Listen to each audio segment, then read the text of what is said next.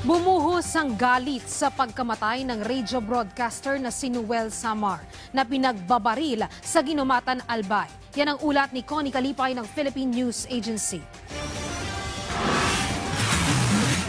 Kinundina ng Diocese of Legazpi ang pagpatay sa radio broadcaster na si Noel Samar na nasawi matapos itong pagbabarilin ng hindi pa nakikilalang gunman sa kahabaan ng Maharlika Highway sa Ginubatan, Albay noong nakaraang linggo.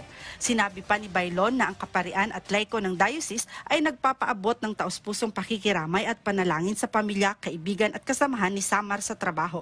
Samantala, nagpahayag din ng pakukindina ang iba't ibang media organization sa Albay. Sinabi ng kanyang istasyon, DWIZ Legazpi, na ang ginawa kay Samar ay direktang pag-atake sa kalayaan ng pamamahayag.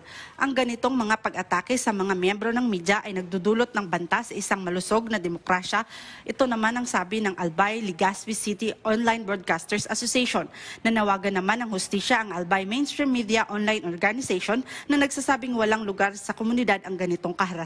Hinimok naman ng kapisanan ng broadcaster ng Pilipinas Albay ang mga miyembro ng media na manatiling kalmado at nananawagan para sa proteksyon at panggalang sa mga media practitioners. Samantala, pinag-utos naman ni Police Regional Office and Bicol Director Brigadier General Nestor Babagay na masusing imbestigahan para malutas ang kaso.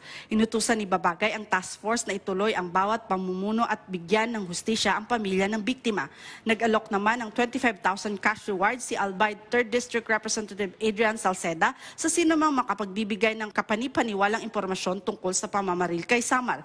Sinabi ni Salceda sa isang pahayag na ang reward money ay ibibigay sa Philippine National Police at ilalabas ito sa impormante kapag napatunayang kapanipaniwala ang impormasyon.